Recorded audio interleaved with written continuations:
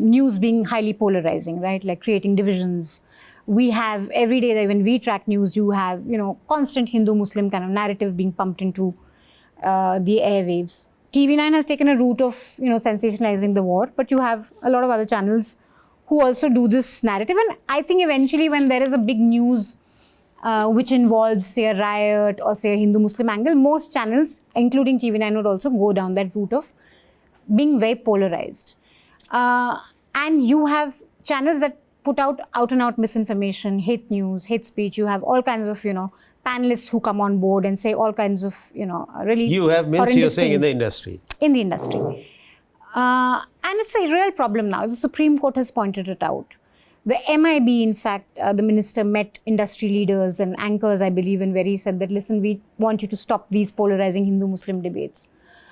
But it doesn't seem to be working because self-regulation is just not working. You guys anyway have walked out of that, body that says that, okay, we are going to regulate or we are going to self-check. No, we also have a regulation body. NBF. Yeah. But what is the solution to this as someone who's on the business side of it? I'm sure you're not very pleased with what you see. Like you said, it's very sensationalized and it's not the healthiest thing for news to be, especially because we have a public interest component. We're in the business to make money, we're in the business to get, eyeballs, but there's a huge public interest component to news. How do you diagnose this problem? And do you even see this change? So, diagnose this problem in the sense? Of polarizing Hindu-Muslim debates, hate news. See, this is such a first of all, no, I don't know whether you got me wrong or not. I don't think TV9 Bharatvarsh or any of our channels sensationalizes news. As I said, most of our channels are in the leadership position. And we treat them as business while trying to be conscious about our identity, which that of a fourth estate. Okay. And our stances are different. Like, for instance, I tell you about TV9 Marathi. TV9 Bharatvarsh, we started from ground zero, right? It was a new brand, we built it and we brought it to a leadership position. While TV9 Marathi wasn't that. It was quite stigmatized when the new management, new ownership changed hands. We came in.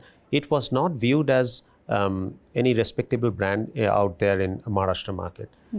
But then now, if you go there, it is like an institution there. Every government official, every place, anybody wants to find out the latest news and what's happening, getting a perspective, it's TV9 Marathi. So that channel, I think, will be one of the rare exceptions which is completely built on reportage. It's a reporter's channel. The editor is a reporter. Yeah. Whereas TV9 Kannada is also an institution in its own rights. It has a very strong angle of social consciousness. So is TV9 Telugu. I think language channels generally do a much better job than, I don't know why that is, but Hindi and English, we compare it to language channels, they're way more closer to the concerns of the people than Hindi and English. No, for instance, if you talk about ours, it's a 24 hours news channel. You have a sprinkler of all sorts of news there. Like, for instance, we have our 9 o'clock show, Fikar Aapki, which normally talks about issues which concern normal people. So it's Fikar Aapki, as the name suggests. So we, for instance, one of the programs at 8 o'clock where we show most of the international news. So there are all sorts of news which make into the 24 hours cycle of our news offering. But say you're not going to have a prime time on price rise on unemployment in the way that I think language channels will still pick it up. I think Hindi, English will still focus. It is a function of the viewer's choice. That's an easy escape, no? You blaming the viewers for it. No. We are not blaming the viewers.